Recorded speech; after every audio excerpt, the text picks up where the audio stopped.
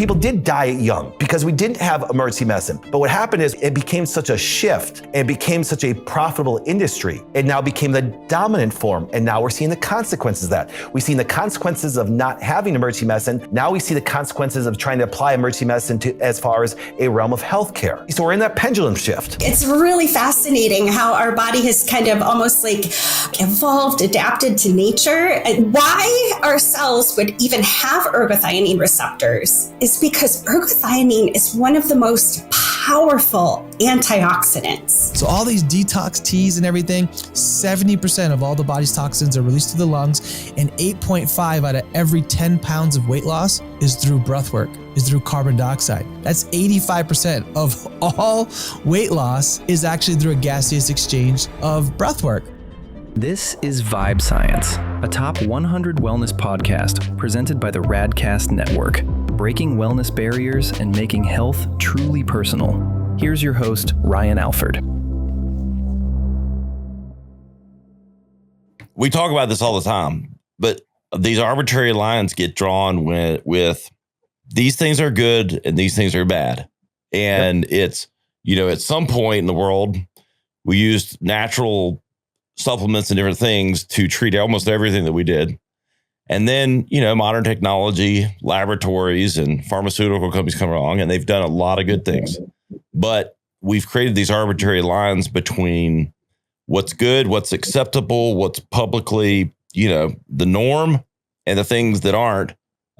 And some of that might be necessary, but it's just crazy in our world that those lines get drawn. And it's so enlightening that, we're seeing, this growth in these areas where hopefully the analogy you just gave is starting to become more acceptable. What do you feel like has been your role in trying to break down those walls? Same thing. Your podcast is a perfect example. It's just trying to give people to think a little bit differently. And let me go back to this because you know why medicine really got so popular? You understand, if you look at the history of healthcare, and see, I believe that I'm a big history buff. You're going to laugh at this. I'm obviously my world is healthcare, but my secondary world is politics. Okay. Cause I absolutely love it. Okay. Because why? I'm a big history buff and you can't understand politics unless you understand history. Well, the reason why medicine, got its props, which I think it should have, you're going to laugh at this. One of the things that really, if you go back to all the natural world and how we had herbal medicines all for centuries, well, here's what happens. The number one thing that really killed people the majority of the time through early history was actually accidents. They say, well, people lived longer. Yes, because you know why? Because all of a sudden there was a birth that was bad. And all of a sudden, because that can happen. And now the child died at 1 day old. And then you take a 50-year-old and say, look, at the average lifespan is 25 years. So what they did is they created modern medicine, which actually was fantastic. Antibiotics did save a lot of lives. I hate when natural people say antibiotics didn't. Yes, it did. It put out the fire. So now it looked like our life expectancy was so large. Well, the reason why it looked like so large, there's people that lived to over 100, 200 years ago, 100 years ago. They act like people were all dead by the time they were 25, 100 years ago. That wasn't true.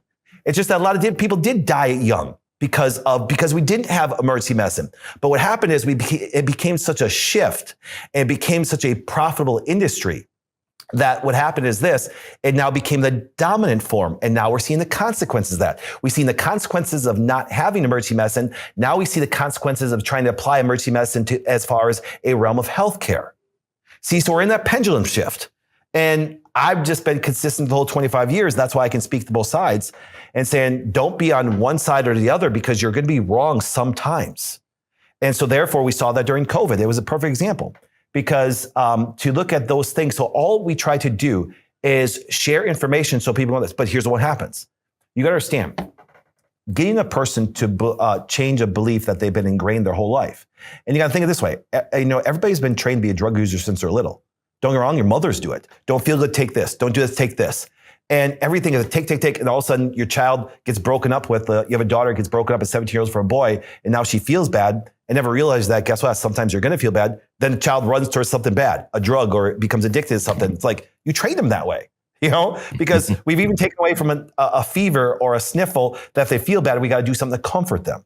So really what it comes down to is actually showing people the perspective and the thinking that they need to do to actually accomplish what everybody wants.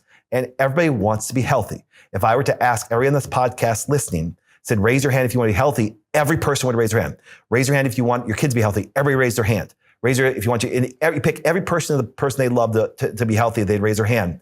But you're going to find out most people don't know what health is. So therefore, because we've been so conditioned on diseases and also emergency medicine, that we think they are the experts that are going to lead us to us. Just because a cardiovascular surgeon saved your dad does not mean he has any understandable health whatsoever.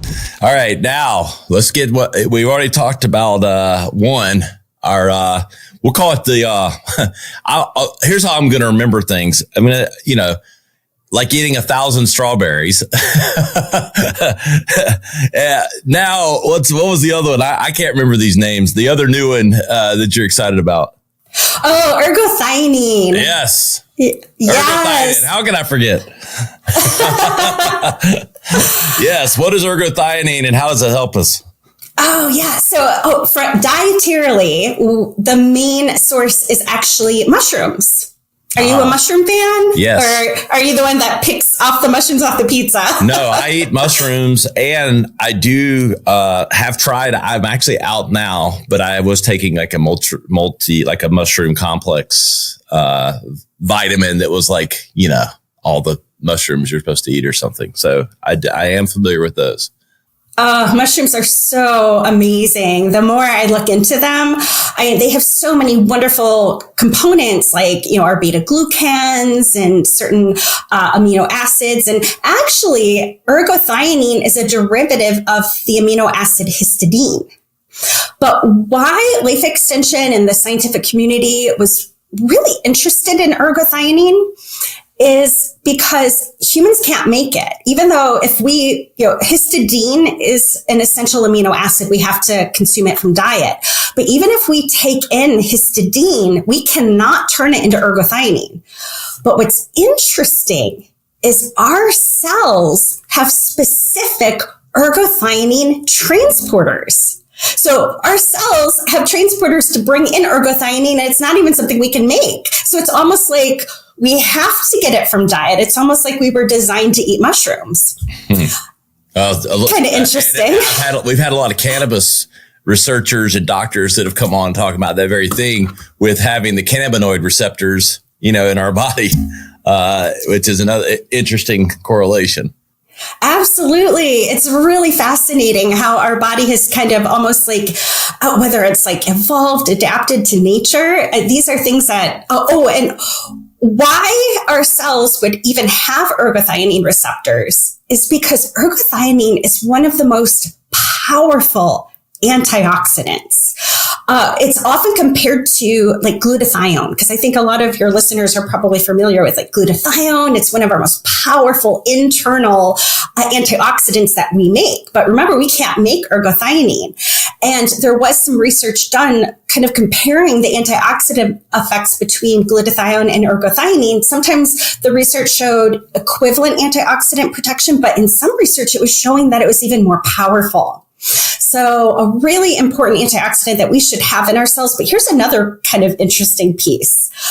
It's not just the outside of our cells that have these ergothioneine transporters, but our mitochondria also have ergothioneine transporters to bring that ergothioneine in to protect the mitochondria. Because a lot of your listeners are probably familiar with the fact that the mitochondria, the harder it works producing energy, the more free radicals it can produce and eventually burn itself out. So antioxidant support for the mitochondria is incredibly important to keep our energy production up. 70% of the body's toxins are released through the lungs.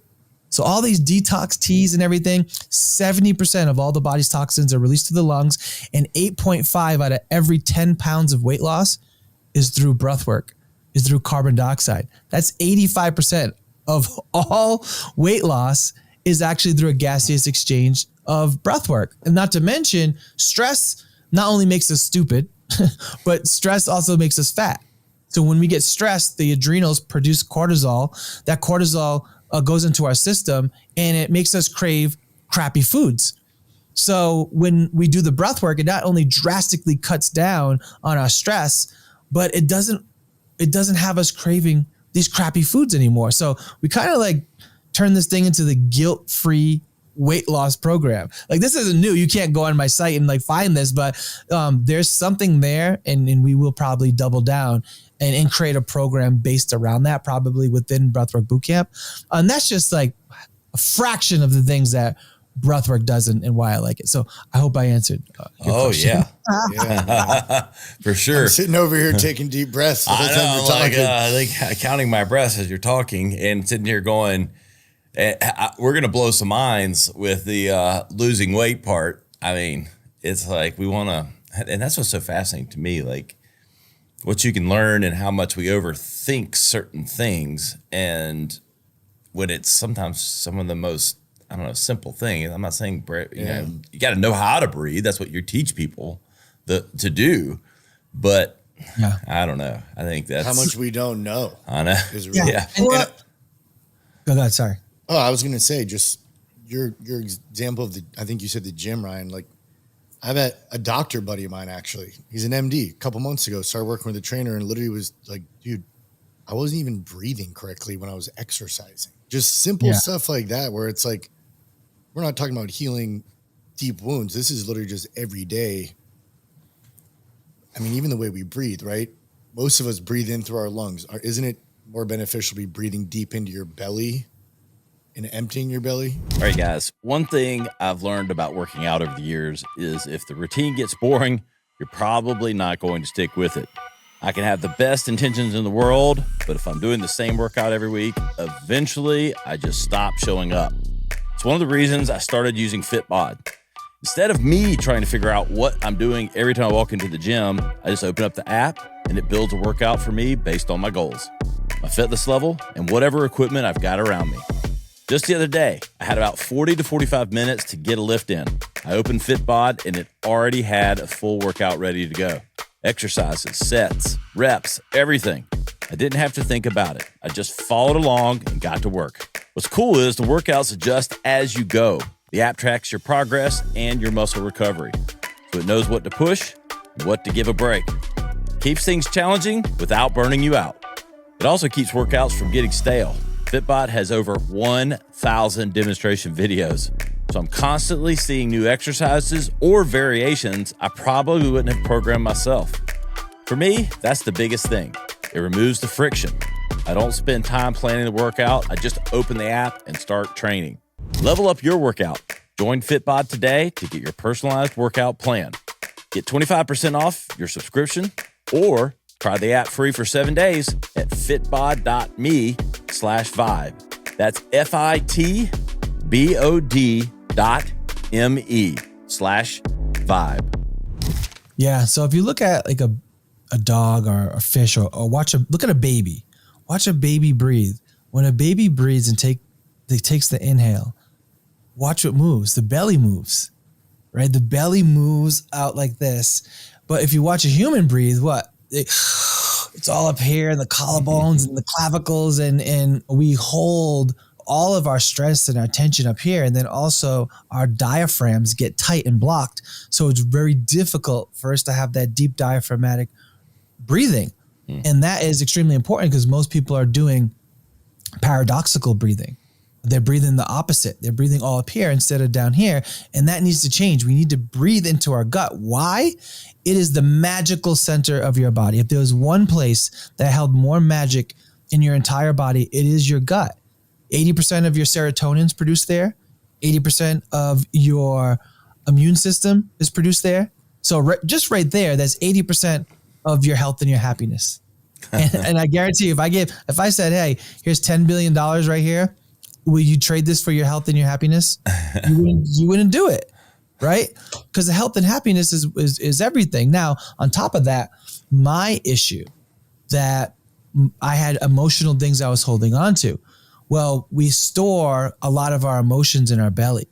This is why when people are going through breakups and whatnot, they'll gain a lot of weight around their belly because subconsciously we actually put weight there because of the emotions we're holding. We don't want people to see that vulnerability. So we'll put weight there. And it's an energy center. So we can store a lot of junk there. But I will say, I think it's a good point, for anyone listening here, the nootropic side of things is where you're seeing a lot of these mushrooms used because of the brain impact.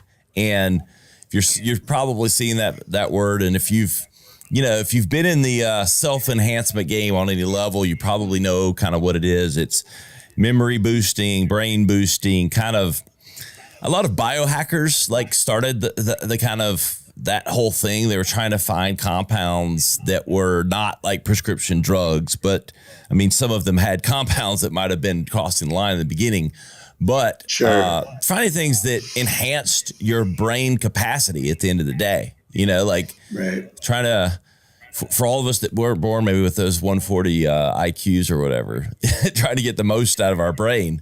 And, it's brain boosters and mental boosters. And now you saw the term start 10 years ago, but now it's becoming more mainstream in all of these, OTC / Amazon, ordering supplements. And cordyceps, I think that's where kind of the energy came in when I took that supplement, and now it's in other supplements that I take.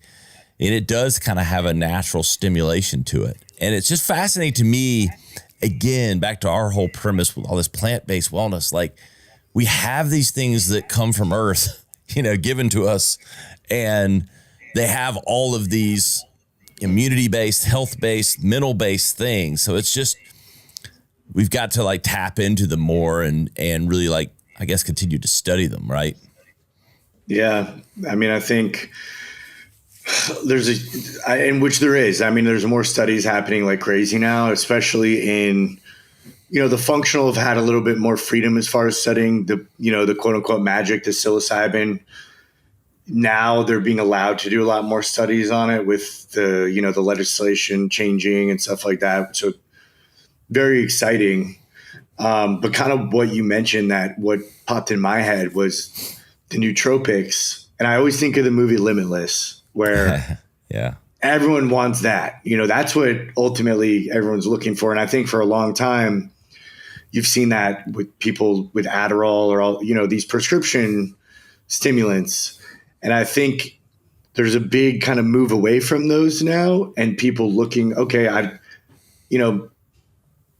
really what the studies are coming out, Adderall long-term is not great, where we're used to taking these stimulants that they're great for stimulating you, but outside of that, they're degenerative on your health, really. They're not boosting, where I think we're finding this move toward natural, like, okay, this is giving me what I'm looking for as far as stimulant properties, but there's a whole other bag of positive goods coming along with it in the background, whether, like you said, it's positive for your respiratory health, your cardiovascular, anti-cancer properties. I mean, there's a list of positives, and really, I don't see any negatives associated with. I mean, could you take too much and feel a little bit wired? For sure, but you can do that with anything. Yeah, exactly.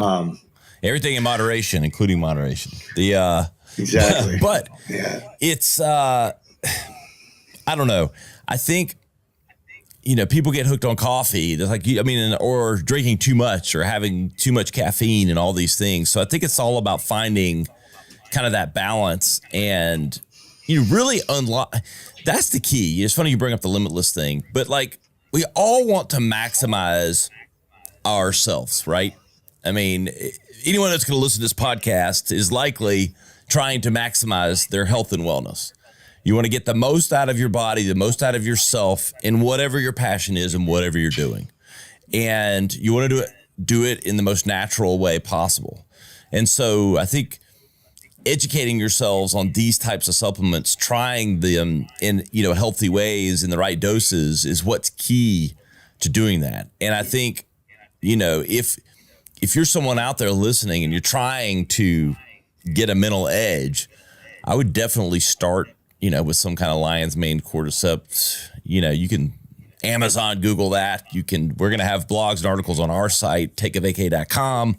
So, but I think it's a great starting point if you're trying to, it feels like a really easy, because after I did, I'm like, okay, a first step towards the nootropic that isn't like going like into outer space as far as like tingling your brain too much.